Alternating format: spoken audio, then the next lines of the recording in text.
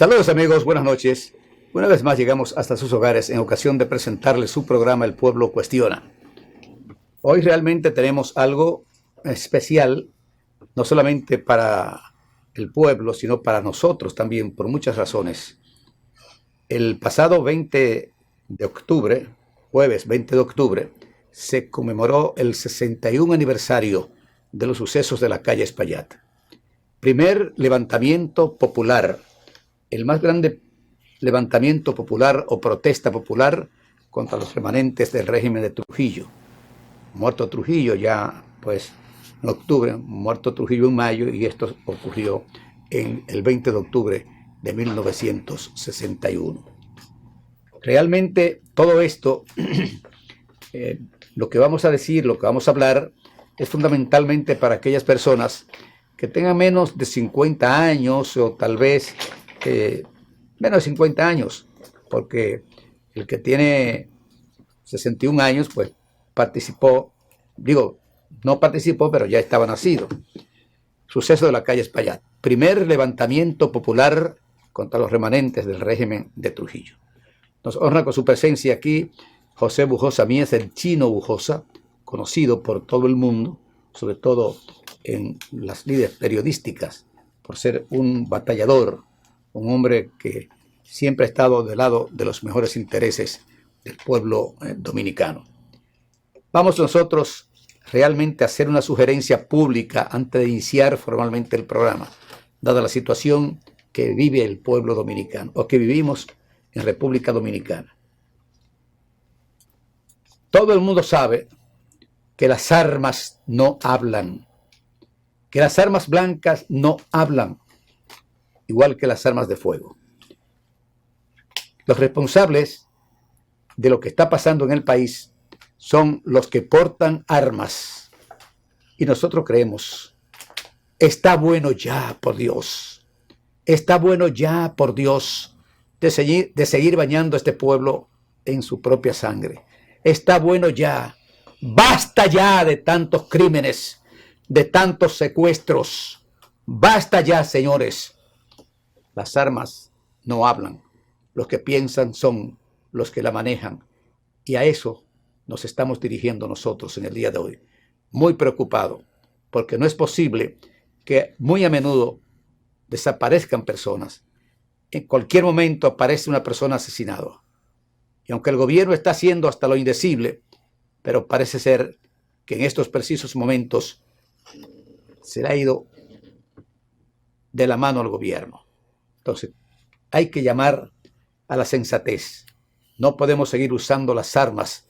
En la mayoría, armas robadas, armas que han sido quitadas a policías, a militares, que en su servicio, pues, lo han matado. Esto no puede continuar.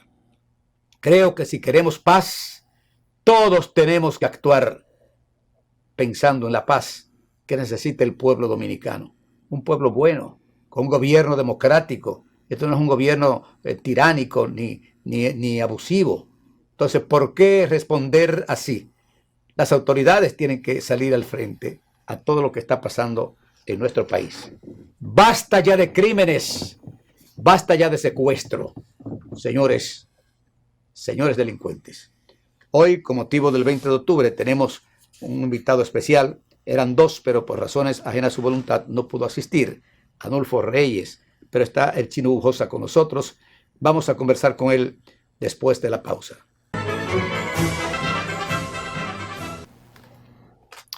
Iniciamos formalmente El Pueblo Cuestiona. Repetimos que con la honradora presencia del Chino, que es un hombre que ha estado en todas las lides revolucionarias de nuestro país, después de haber escuchado las notas del himno nacional dominicano, porque este programa merece, y el pueblo merece, que se le ponga las notas del himno nacional dominicano, habida cuenta de que aquel fue un acto eminentemente patriótico.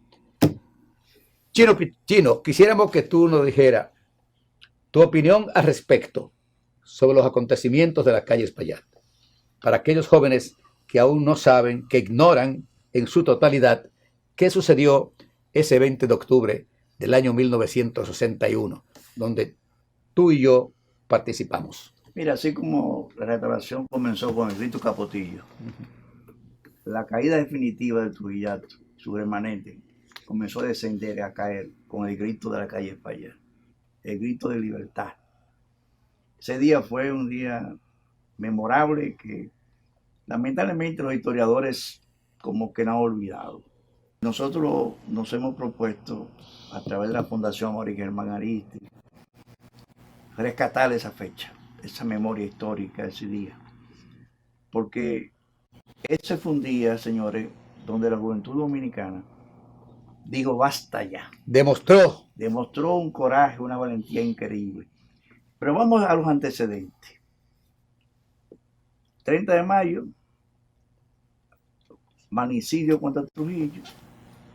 Sus herederos pretendieron continuar el trujillismo sin Trujillo, con Balaguer, que era el vicepresidente de ese entonces, Granfi Trujillo, todo eso, famoso binomio Granfi Balaguer, ¿te acuerdas? Te comenzaron a hablar de democratización, de destrujización, incluso políticos llegaron a expresar que la democracia dominicana era posible hasta con los Trujillos. Los eslogans de Borrón en Cuenta Nueva que surgieron en esos momentos, ese tipo de cosas.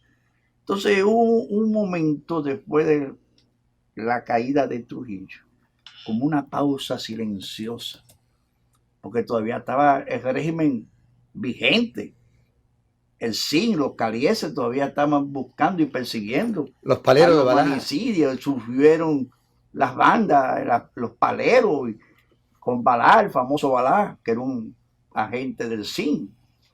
Y así todavía existía cierto temor que se fue rompiendo poco a poco, hasta que el 16 de octubre, en la UAS, un grupo de estudiantes dijo basta ya, y comenzaron a destruir todos los retratos de Trujillo y sus familiares.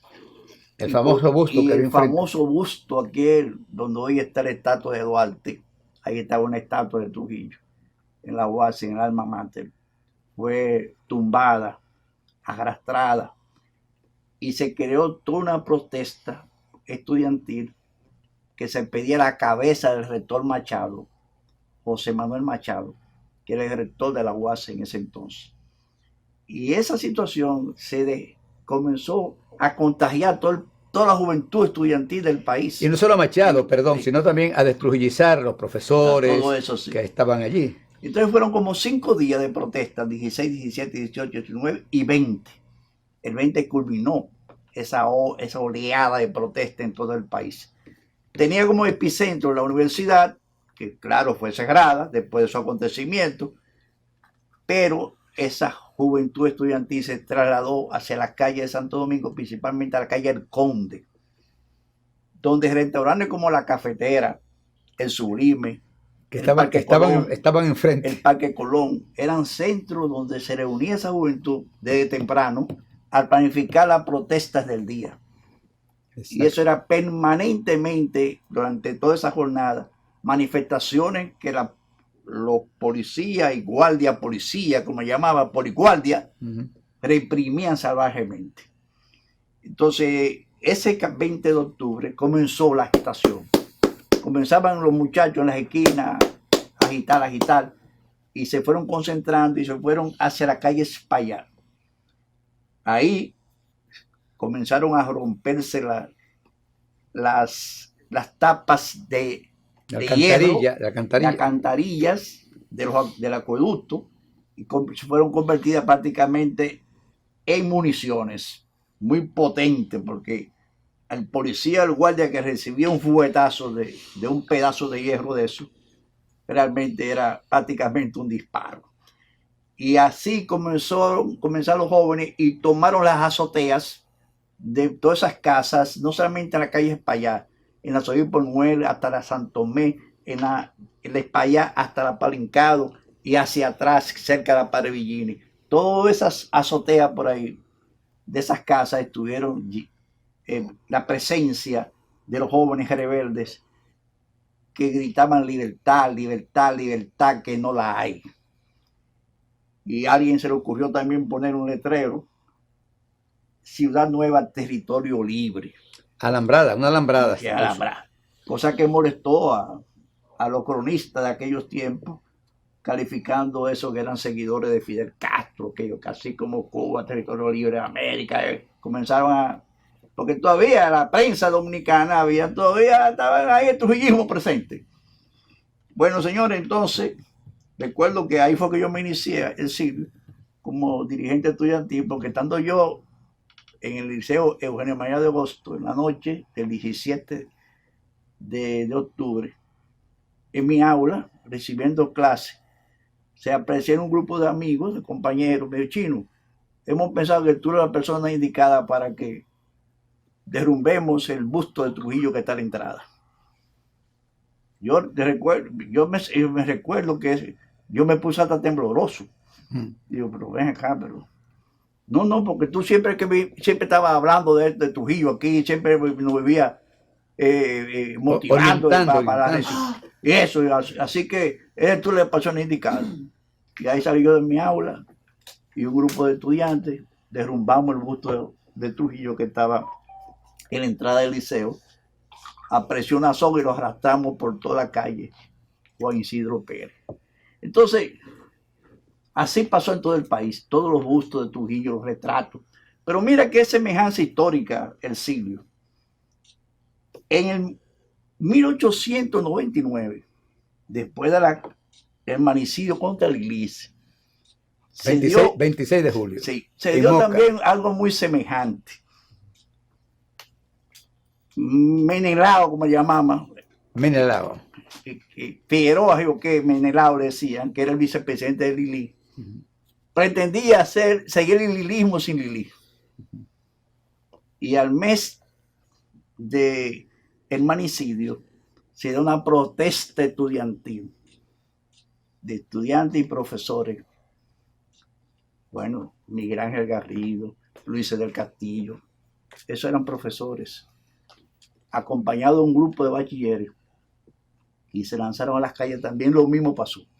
Rompieron todos los retratos de Lili,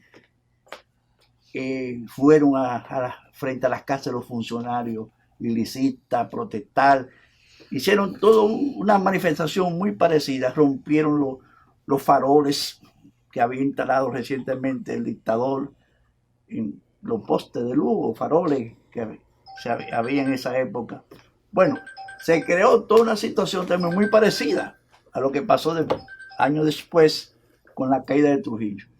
Entonces, señores, es un día que hoy nosotros queremos honrar a todos aquellos jóvenes sobrevivientes, a aquellas víctimas que resultaron realmente asesinados en ese acontecimiento histórico.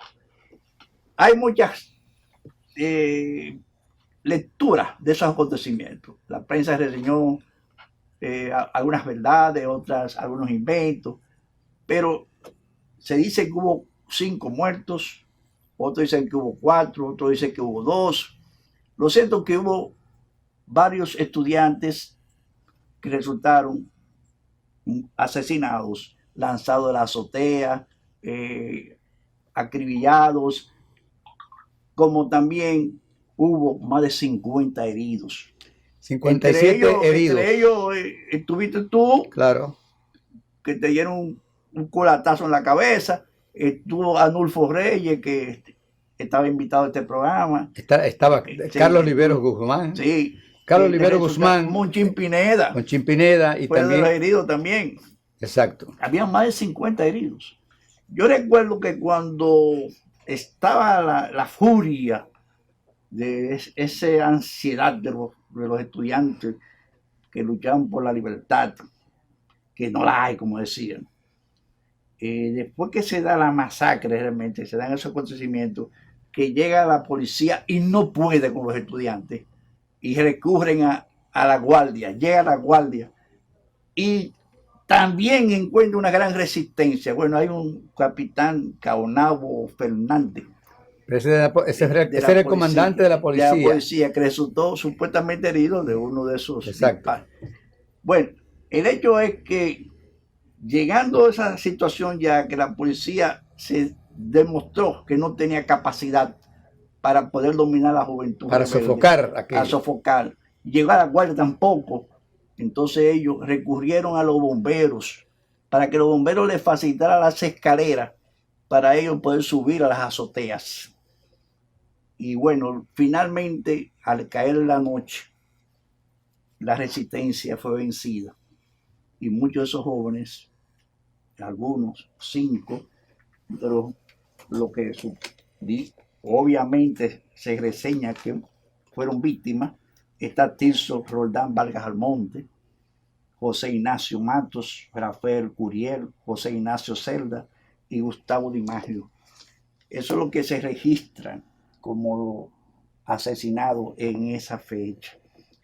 Que nosotros aprovechamos este momento para rendirle realmente honor a esos héroes, a esos mártires de la patria. A raíz de los acontecimientos de la calle Espaillat, se creó una entidad de la cual vamos a hablar dentro de algunos minutos.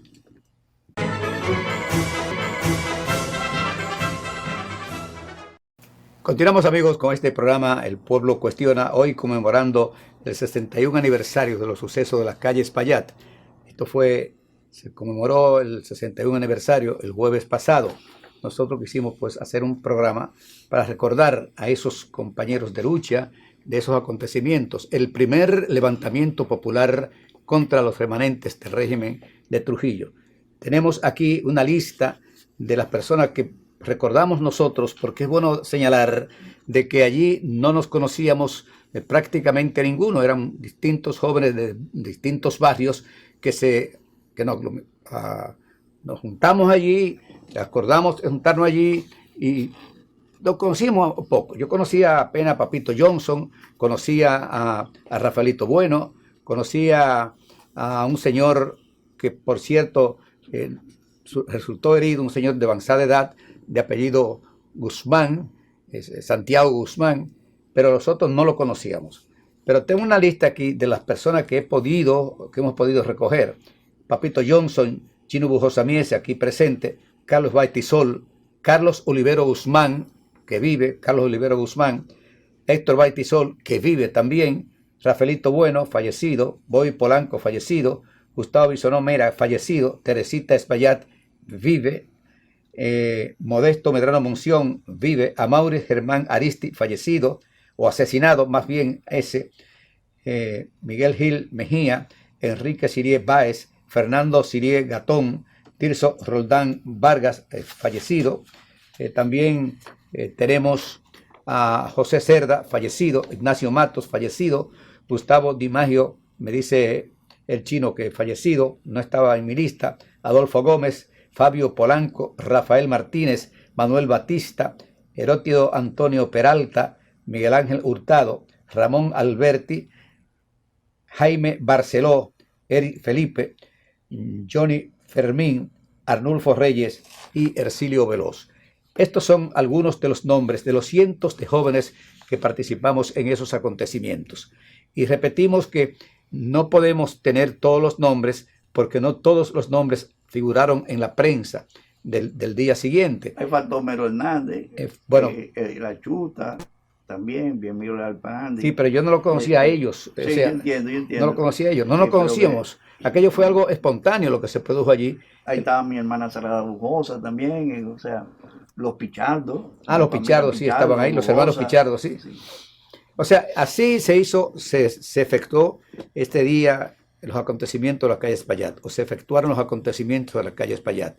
Un llamado que se hizo porque originalmente, según mis informaciones, lo que había era, después de destrujillizar la Universidad Autónoma de Santo Domingo, unos días antes, decían que Balá iba a entrarle a Ciudad Nueva. Así es. Sí. Y resulta que los estudiantes universitarios que habían destrujillizado la universidad, pues tiraron una alambrada desde la Palo Hincado, la Padre Villini, hasta la calle Espaillat. Y resulta que por ahí no podía pasar absolutamente nadie porque estaba controlado por la juventud. En el caso nuestro, pues se nos informó a las 10 de la mañana de ese día de que iba a haber un acontecimiento contra Balá, originalmente era contra Balá, en la calle Espaillat. Y nosotros, pues, que no estábamos muy bien de salud ese día, bajamos a la calle Espaillat y nos comprometimos con Papito Johnson de que estaríamos allí en horas de la tarde. Y específicamente estuvimos allí a las 2 de la tarde. Ya tenían una gran cantidad de pedazos de alcantarilla, piedras, palos, lo que se podía. No había armas de fuego en los jóvenes, sino creo que habían armas blancas, pero no se utilizaron ninguna porque ningún policía salió herido, ni hubo policía muerto tampoco. Eso sucedió ese día, el día 20 de octubre de 1961, 61 años se conmemoraron el pasado jueves. Justamente ese día llegó Juan Bosch al país. Eso tuvo que ver mucho porque también vino una comisión de la OEA. Por eso, cuando nos llevan preso a la policía, primero nos llevan al Marión, a todos, bueno, varias perreras, o sea, decíamos perrera a las guaguas de la policía, nos llevaron al Marión y allí nos curaron, pero de una manera salvaje, nos rasuraron la cabeza. Recuerdo que, bueno, esto lo sabe todo el mundo, el que bota sangre, lo primero que le da es sed.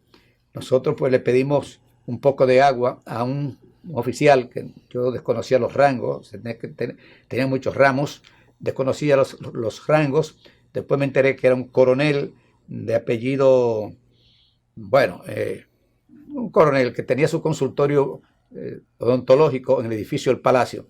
Cuando yo le pido un poco de agua a él, me agarró por la garganta, un hombre como de 6 pies, y yo casi un enano al lado de él, y me empujó y me dijo, ¿quiere agua, comunista? Era fañoso, y me empujó. Ahí sí yo me mareé. Desperté un poco cuando me introdujeron en la guagua que nos llevaron a la policía. Ya en la policía se produjo algo que también hay que decirlo, porque la verdad es para decirla, no para encubrirla.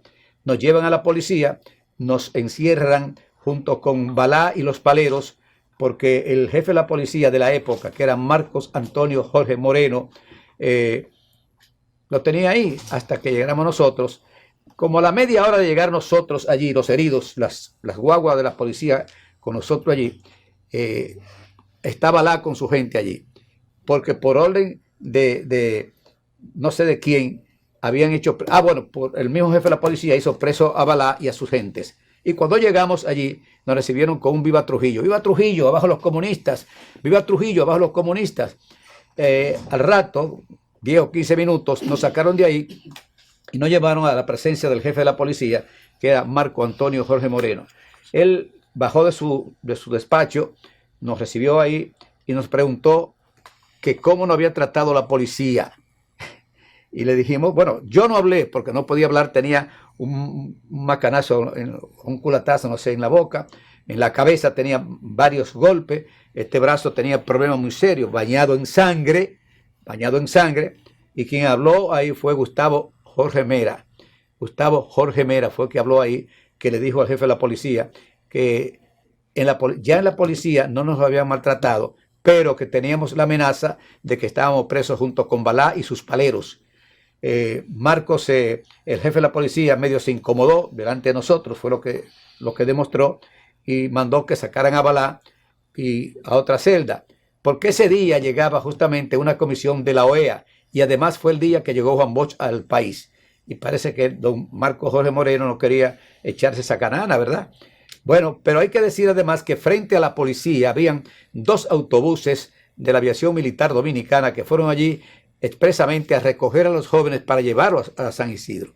Que si Marco Jorge tal vez no se empantalona y le dice a Tunti Sánchez que fuera él a buscarnos, eso fue lo que se hizo, y nos dejaron a nosotros ahí. Si nos llevan a San Isidro, pues ya ustedes saben lo que hubiese pasado.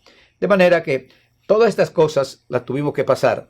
Decimos esto para que la juventud vea que no es que la juventud de la época se mantuvo de brazos cruzados, sino que la juventud de la época, dentro de sus posibilidades, hizo lo que tenía que hacer en ese momento, como lo hicieron valientemente los estudiantes universitarios, los profesores universitarios que eran antitrujillistas, aquellos que contribuyeron a destrujillizar la UAS, donde estaban todos los colaboradores de Trujillo, donde estaba el rector Machado. Creo que ahí se les retiró también la cátedra que tenía el doctor Joaquín Balaguer. De manera que a grandes rasgos, en lo que a nosotros respecta, pues eso. ¿Qué pasó con la agrupación 20 de octubre? Bueno, que los cívicos, de una manera perversa, lo decimos así, pues buscaron personas que no estuvieron en los acontecimientos de la calle Espaillat y firmaron un expediente contra Joaquín Balaguer con un nombre de agrupación 20 de octubre. Bueno, un grupo de los que estuvimos allí, donde estaba Papito Johnson, Carlos Baetizol, estaba en ese grupo estaba Rafaelito Bueno, estaba Carlos Oliveros Guzmán, estaba Modesto Medrano Monción, un servidor, Ercilio Veloz. Estábamos allí, pues, si cabe el término, le dimos un golpe, lo sacamos y creamos la verdadera agrupación patriótica 20 de octubre, porque la primera estaba dirigida por Unión Cívica Nacional, justamente cuando el doctor Severo Cabral, Ángel Severo Cabral, que era el jurídico, no, era uno de los miembros de Unión Cívica Nacional, elaboró el expediente contra Joaquín Balaguer y Caonabo Fernández. Y ellos parecían, esos jóvenes, como que ellos no estuvieron ahí. Solamente uno, que fue Medrano Monción, de los firmantes de ese expediente. Por eso siempre negábamos nosotros haber firmado expediente contra Joaquín Balaguer, porque no teníamos tampoco un asesoramiento jurídico. Los otros sí tenían ¿cómo se llama? Antinoe Fiallo, que era un hombre, un gran abogado, así como Ángel Severo Cabral. Fueron los que elaboraron el expediente que sometieron a Joaquín Balaguer. Expediente que fue sacado de la fiscalía porque se lo llevó Manolín Jiménez, ya Balaguer estando de regreso en el país. Es decir, son muchas las cosas que hay que decir que pasaron ese día. Ya dijimos que llegó Juan Bosch ese día y que llegó una comisión de la organización. Tú hacías una referencia de que Bosch se interesó por conocer a los partes de los sobrevivientes heridos. Bosch quiso conocer, fue en la casa de la madre de Milagro Ortiz Bosch, conocer a los héroes de la calle Espaillat. Y resulta que de los cientos que participamos, desde la mañana, en la tarde, en el Parque Independencia, en fin, desde los cientos, solamente fuimos 8 a ver la casa de doña Angelita Bosch, la casa de la madre de Milagro Ortiz Bosch. Y allí Bosch nos dijo lo que era la democracia, que él se proponía con su visita al país, con su llegada al país, en fin, todas las cosas. Yo tengo que admitir que quedé fascinado con lo que Bosch nos dijo ese día ahí. De hecho, me quedé prácticamente como un colaborador de él cuando iba a los barrios, en una guaguita anunciadora, pues salíamos a anunciar de que Bosch iba a visitar ese barrio. Porque este acontecimiento del 20 de octubre en la calle Espaillat, en cierto sentido, eclipsó la llegada de Bosch al país. Se había anunciado. No solamente de Bosch, sí, también de la OEA. Sí, se había anunciado su llegada y se habían invitado a la población a recibirlo en la cabeza del puente de Duarte. Y bueno, cuando Bosch llega, se encuentra con esta situación que no fue tan concurrido la participación de la gente en el puente a recibirlo. Y ahí por él se interesa de conocer. Exacto. A los jóvenes que habían participado. Bosch salió del país en el 37. Pero hay un hecho que sobresale también en estos acontecimientos. Esa situación que se produjo después de esa masacre, la gente quedó esperando el discurso del presidente Joaquín Balaguer entonces. Y se pensó que Balaguer iba a salir con un discurso que iba a sancionar la actitud criminal de la policía y las Fuerzas Armadas que participaron en esa masacre. Pero no, la gente quedó sorprendida cuando escucha a este señor a las 7 de la noche dirigirse al país, comenzando un discurso que decía: sean mis primeras palabras para felicitar a las Fuerzas Armadas y a la Policía Nacional por su ejemplar comportamiento en un suceso de la calle Espaillat. Oye, eso cayó como una bomba. Como una bomba en todo el país. Y produjo que después de ese discurso también las manifestaciones estudiantiles continuaran en todo el país. Lo cierto es que ahí el señor Balaguer dio denotaciones también de que obviamente su papel era pretender seguir el trujillismo sin Trujillo. Y defender su soporte, que eran los militares. Y defender su soporte. Y a los Trujillos que estaban todavía, Ramfi y Petán, que todavía estaban en el país en ese momento. Y esos fueron acontecimientos, Silvio, estremecedores. En una rueda de prensa, él me dijo lo siguiente, cuando yo le pregunté que por qué hizo ese señalamiento. Y él dijo, lo hice porque si ¿cómo que dijo? Los poliguardia que envió Ramfi a sofocar esos desórdenes, usó el término desórdenes, hubiesen actuado, los muertos iban a ser 200. Supuestamente, me dijo él, los muertos iban a ser 200. Por eso yo felicité a las Fuerzas Armadas, porque no temperaron a la orden no de Ramfi directamente, sino de Tunti Sánchez, que era el asistente de Ramfi. En ese acontecimiento también hay que resaltar que algunos jóvenes como Menem Nadel, Yacenadel, Homero Hernández, Rafaelito Bueno, fueron jóvenes protagónicos de esos procesos. Ellos también se habían distinguido en la persecución de todos los carieses, que le caía a cadenazo cuando encontraban un carie de eso en las calles. Sobre todo Rafaelito Bueno, que dirigía el grupo. Que finalmente hubo que sacarlo del país, o sea, fue fácil. A Rafaelito Bueno fue deportado. Una negociación que hubo para sacarlo del país porque su vida de que corría peligro por su participación activa en todos esos acontecimientos de persecución contra todos esos carieses. Bueno, esa es la historia que vivimos y nosotros la estamos contando para que la juventud de hoy mire hacia ese pasado, estudie esos procesos, porque en gran medida, si hoy tenemos una democracia aunque imperfecta y gozamos de ciertas libertades, obviamente se debe al sacrificio, a la inmolación, a la lucha heroica de esa juventud que de las calles para allá dio muestra de un desafío. Los estudiantes universitarios y los profesores también. Y a los profesores también. O sea, el interés nuestro es de que la juventud conozca la historia, porque nos lamentamos mucho.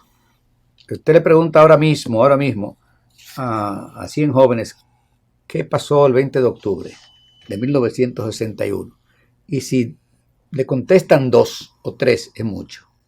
Pero la ignorancia es tan grande, Silvio, que no solamente es a nivel de la educación básica y secundaria, hasta a nivel universitario, señores. Hay gente que usted le pregunta al curso líder estudiantil qué sucedió el 9 de febrero de 1966 y el 20 de octubre y desconocen por completo la historia. O sea, la matanza del palacio. Del palacio. Desconocen el ametrallamiento del palacio. Así estamos llegando. Realmente que estos acontecimientos el pueblo tiene que conocerlo, y sobre todo la juventud. Ya los que pasamos de varios años, pues no tenemos esa necesidad, pero sí debemos tenerla para orientar a nuestros nietos, a nuestros bisnietos, en fin, de que esa juventud no se quedó de brazos cruzados. Además, decir de que lo que pasó el 14 de junio de 1959, o sea, acontecimientos como eso, hay que contárselo a la juventud. Lo que pasó con Francisco Alberto Camaño Deñó, lo que pasó con Manolo Tavares Justo. Aquí, para mí, lo digo porque hablo muy a menudo con personas y le hago preguntas, vivo de eso, de hacer preguntas, le hago de si conocen algo sobre Camaño. ¿Quién fue Camaño Deñó? ¿Qué pasó el 25 de septiembre de 1965? ¿Qué pasó? ¿Qué pasó con Manolo Tavares Justo? Y no lo saben nada. ¿Quiénes fueron las hermanas Mirabal? No lo saben, no saben. Y si no, bueno, no saben de Duarte, de Sánchez, de Mella, de Luperón, no saben de la Trinitaria, no saben absolutamente de nadie. Digo, no todos, porque hay jóvenes estudiantes muy preocupados en conocer su historia. Pero hay otros que le dan más importancia a un celular que a estudiar lo que fue nuestro país desde la muerte de Trujillo, bueno, desde el 30 de mayo. Y más aún, ¿qué pasó en República Dominicana? ¿Qué fue la ocupación haitiana? ¿Qué fue la Trinitaria? ¿Quién produjo la Trinitaria? ¿Quiénes fueron los componentes de la Trinitaria? ¿Qué se logró con la Trinitaria? ¿Qué pasó el 27 de febrero de 1844? ¿Dónde fue el trabucazo de Mella? O sea, todas esas cosas que la juventud debía saber ¿Cuántas batallas se libraron después de la independencia? ¿Cuál fue la primera batalla después de la independencia? ¿Cuál fue la segunda batalla después de la independencia? Contra los haitianos que no querían resignarse a salir del país. Es decir, son muchas cosas que la gente tiene que saber, y de manera especial la juventud, que nosotros creemos.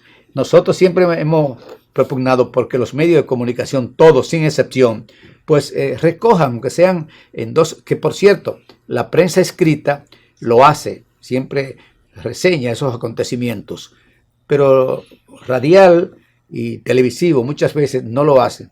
Creo que el Canal 9 lo está haciendo ahora, pero debía ser el canal oficial, el llamado a dar esos datos de esos acontecimientos históricos. Es nuestra opinión, nuestra modesta opinión, porque creemos que a la juventud hay que sacarle un poco el celular y meterle un poco de historia. Pausamos.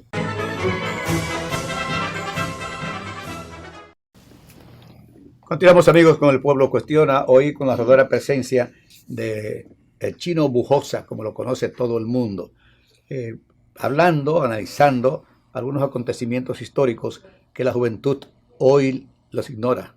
Y eso realmente da una pena, que se haya sacado la historia realmente de las universidades, en su mayoría, y ni hablar de las escuelas públicas y los colegios privados. Los pueblos que olvidan su historia están llamados a repetirlos, y es justamente lo que queremos nosotros evitar.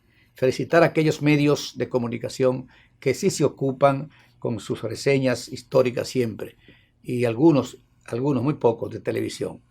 De manera que por eso hemos hecho este programa en el día de hoy, conmemorando el 61 aniversario, o recordando más bien el 61 aniversario de los patrióticos sucesos de la calle Espaillat, que, como hemos dicho, no fue más que un levantamiento popular, el más fuerte, el más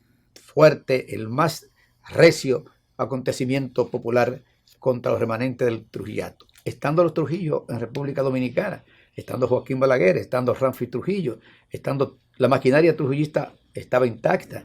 Sin embargo, pues un grupo de jóvenes se levantó, y se levantó con las manos peladas, no con grandes ametralladoras ni con fusil, no, a pelear, a sacar, a como diera lugar, a destrujillizar el país. Y realmente son acontecimientos que... fue una lucha titánica. Eso. Pero claro que sí. Eso despertó a la juventud dominicana. Mira, hubo 11 días de huelga general, violenta en todo el país, para sacar a Balaguer y todos los remanentes de Trujillato. La primera que se fue María Trujillo, la esposa de Trujillo, la viuda, fíjense ya. Creo que la primera que salió, que sacaron fue a la madre de Trujillo. ¿A la madre? Sí, a la madre, sí. Bueno, después se fue doña María, como le llamaban. Sí. Y bueno, y así poco a poco fue saliendo. Después vino Petán, que fue un encontronazo que para sacar Petán no fue fácil. Bueno, hubo que darle unos millones de dólares. Pero además, para sacar a Petán y a Negro Trujillo, Balaguer lo puso, porque los americanos estaban al frente de eso, sacarlo a ellos. Balaguer lo puso a los dos, tanto a Negro como a Petán, en el balcón del Palacio Nacional. Le señaló, dijo: miren, esos barcos que están ahí es justamente por ustedes, buscando que ustedes salgan del país. Ahí fue cuando Negro Trujillo supuestamente dijo que no tenía dinero, y entonces le dieron dinero, sí, para que saliera del país. O sea, esas cositas que se producen cuando hay esos acontecimientos, que pocas veces trascienden. En ese proceso, Balaguer fue un maestro, hay que reconocer, en ese proceso, manejar esas contradicciones y con Trujillo, esos asuntos, y que pretender que los Trujillo pensaran que él estaba actuando, pero todo era con una estrategia de que ellos regresaran. Todo ese tipo de Balaguer lo manejó de manera extraordinaria. Bueno, Balaguer fue tan Balaguer, y esto hay que decírselo a la juventud, que fue el hombre que leyó el panegírico a Trujillo en San Cristóbal, el día 3, el día 4 de mayo, me parece. Sin embargo, fue el mismo hombre que fue a las Naciones Unidas y produjo a la OEA, y produjo un discurso allí estremecedor contra la tiranía. O sea, todo eso pasó. Sí, y ¿qué fue la palabra que él pronunció también antes de irse al exilio? Cuando se tuvo que retirar porque ya el país no lo soportaba más. Como que valía más un presidente muerto que en el exilio, algo así. No. Que digo, sí, que valía más un presidente muerto que en el exilio, pero al otro día se cogió para el exilio. O sea que... El exilio del doctor Balaguer fue originalmente la Anunciatura Apostólica. Él vivía al lado y dicen que con una escalera pues lo pasaron por la verja de la Anunciatura, que yo creo que no había necesidad de eso porque estaba a metros la casa de Balaguer de la puerta de la Anunciatura. Sí, de que fue con una escalerita que le pusieron para cruzar la pared que dividía su casa de la Anunciatura. Sí, pero lo que sí yo sé es que le tenían en zozobra porque todo el que pasaba por ahí en carro y todo le tocaba bocina, que salga Balaguer, que se vaya Balaguer. Sí. O sea que, y mire cómo Balaguer vino, cómo los americanos trajeron a Balaguer de nuevo aquí al país para ser presidente durante tantos años después. Así es, él hizo un papel como en ese momento de transición muy difícil, pero obviamente con un claro norte de que su estrategia era finalmente él quedarse en el poder, como finalmente lo logró. Porque cuando él se retira, recuérdate, los recursos, los bienes del Partido Dominicano, los repartió. Entre los choferes, entre las amas de casa, máquina de coser, muchos vehículos, dio carro, dio bicicleta, muchos triciclos, regaló, creó la base social. Porque pensaba regresar. Porque pensaba regresar. Bueno, amigos, el tiempo ha finalizado. Este programa de hoy se lo dedicamos a los acontecimientos del 20 de octubre de 1961. Ya con el permiso de nuestros técnicos, compuesto por Papito Johnson. Bueno, aquí están el grupo, un grupo de los que participamos allí, de los cientos y cientos, porque no nos conocíamos. Estos fueron los nombres que conocíamos nosotros, algunas personas, los que hemos pasado. Ser pues, amigos, hasta la próxima. Gracias, Chino. Gracias a ti, hermano. Estamos juntos todavía aquí, batallando por la democracia y la libertad. Y porque vuelvo a la historia, y no solamente a la historia, a las universidades, a las escuelas, a los colegios públicos, sino también la moral y cívica. Así es. Qué pena da que todo se ha ido. Será pues hasta la próxima. Corporación de Acueductos y Alcantarillados de Santo Domingo, CAST. Nota de prensa. La CAST inaugura moderna oficina comercial en Naco. La institución continúa su constante crecimiento con instalaciones inclusivas pensando en la comodidad de la población.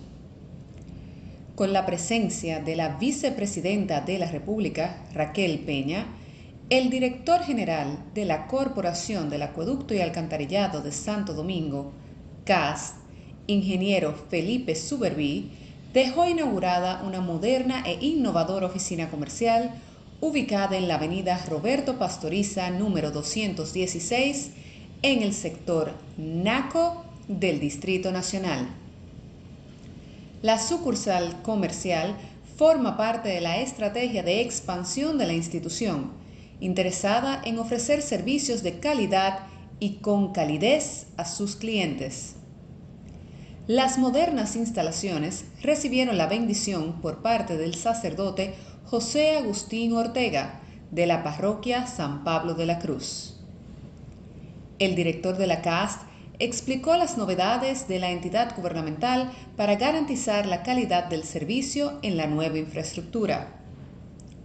Hoy es un día especial para nosotros, porque estamos inaugurando esta oficina para mayor comodidad de nuestros usuarios desde el ensanche Naco y sectores colindantes, para poder brindarles una rápida y eficiente asistencia en un espacio acogedor y céntrico, expresó el director de la CAS durante la apertura.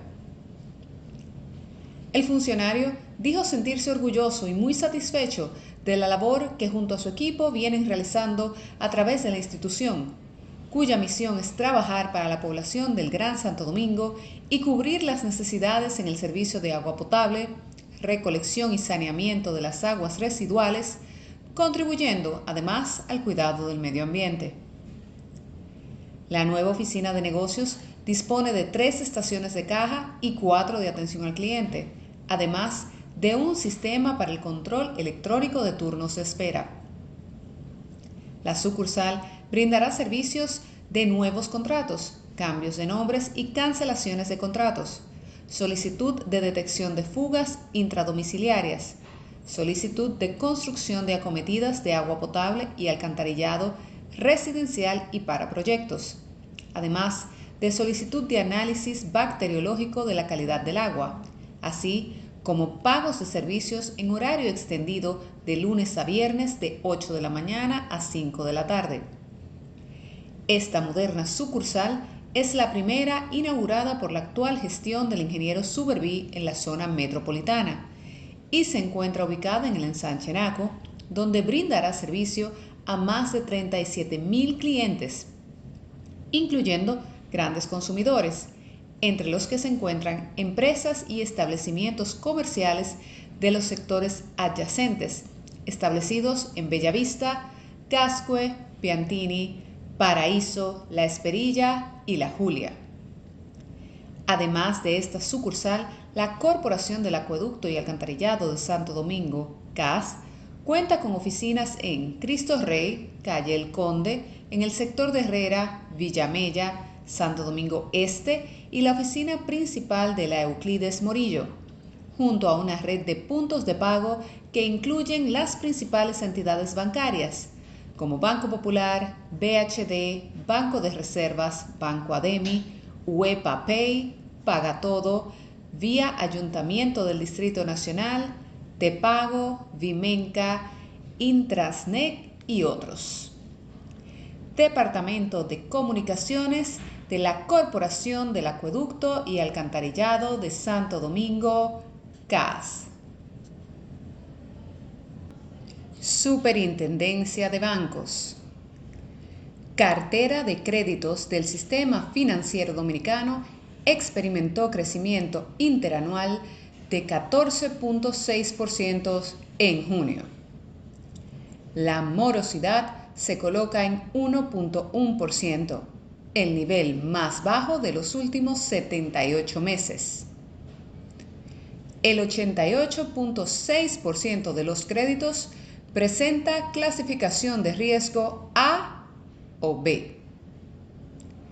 La cartera de créditos del sistema financiero dominicano ascendió a 1.52 billones de pesos al cierre de junio, mostrando un crecimiento interanual de un 14.6% en términos nominales. Este nivel de crecimiento supera al promediado durante los últimos 7 años de 9.7%. La información está contenida en el segundo informe sobre el crédito en el sistema financiero, publicado a principios de mes por la Superintendencia de Bancos. El documento destaca la pronunciada recuperación de los préstamos luego de la pandemia, que ha sido tan aguda como previamente fue el descenso. A nivel sectorial, la cartera destinada al sector privado se situó en 1.48 billones de pesos, para un incremento de 193.548 millones de pesos, 15% desde junio del 2021. En cambio, el saldo adeudado por el sector público mostró una ligera reducción de 451 millones de pesos, 1.1%, en los últimos 12 meses, colocándose en 39.197 millones de pesos a junio 2022 y perdiendo participación con respecto a la cartera total. De acuerdo con el informe de la Superintendencia de Bancos, la cartera de créditos se mantiene como el componente más importante de los activos totales del sistema financiero, representando el 53%. El documento apunta que, no obstante, esta ha experimentado una reducción de su participación en 4.7 puntos porcentuales interanuales, ubicándose por debajo de la media de los últimos 5 años, que ha sido de 57.7%. En cuanto a la distribución de la cartera de créditos por tipo de entidad, el informe revela que los bancos múltiples y las asociaciones de ahorros y préstamos tienen una participación de un 97.2% de los créditos totales. El resto corresponde a los bancos de ahorro y crédito, 2.5%, y corporaciones de crédito, 0.2%. Desde finales del 2021, las tasas de interés han marcado una tendencia alcista, colocándose la activa y la pasiva ponderadas en 13.5% y 7.4% al mes de junio respectivamente. Con respecto a la morosidad de la cartera de créditos, el informe indica que se ha reducido al nivel más bajo de los últimos 78 meses, colocándose en 1.1%. Las provisiones se encuentran en un nivel históricamente elevado, ascendiendo a 389%. El 88.6% de la cartera presenta clasificación de riesgo A o B, el nivel máximo alcanzado desde mayo del 2016. La hipotecaria es la que presenta la menor proporción de créditos deteriorados, con 2.1%, mientras que para la cartera comercial y consumo, estas proporciones son del 17.9% y 3.9% respectivamente. Departamento de Comunicaciones, Superintendencia de Bancos. Fundación El Poder de la Mujer. Nuestro país es un escenario mágico lleno de ilusiones, amistades, proyectos y luces. Pero debemos recordar que no todas las personas pueden disfrutar de esto.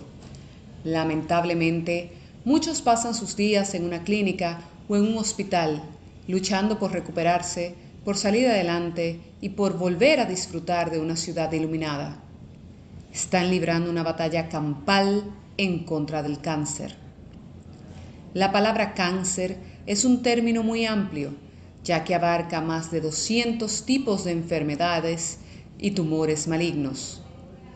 Cada uno de ellos posee unas características particulares que en algunos casos son completamente diferentes al resto de los otros cánceres y pueden considerarse enfermedades independientes con sus causas, su evolución y su tratamiento específico.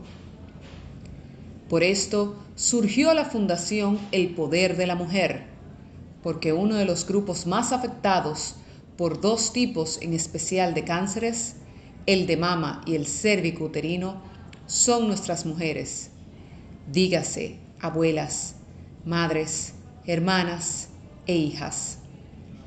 Y por cada uno de ellos, por su concienciación, su salud y su bienestar, hemos llegado para brindarles informaciones, herramientas y apoyo necesario para atravesar esta tormenta y llegar a buen puerto. Podemos ver con emoción y nerviosismo que hombres y mujeres que se cruzaron un día con la temible palabra cáncer en ellos o en sus seres queridos, o que han sido luchadores en contra de esta terrible enfermedad, han sido protagonistas de esta iniciativa. Por ellos y para ellos, convertimos esto en una fiesta de la solidaridad, dando lo mejor de nosotros en ayuda de todas esas mujeres que lo necesitan. Agradecemos a todas aquellas personas e instituciones que nos han apoyado hasta el momento y que sabemos que seguirán haciéndolo. A la vez que les recordamos que contamos con todos ustedes y su colaboración y solidaridad, ya que sin ella nada de lo que hacemos sería posible. Fundación El Poder de la Mujer, educando y trabajando contra el cáncer de mama, cérvico-uterino y demás.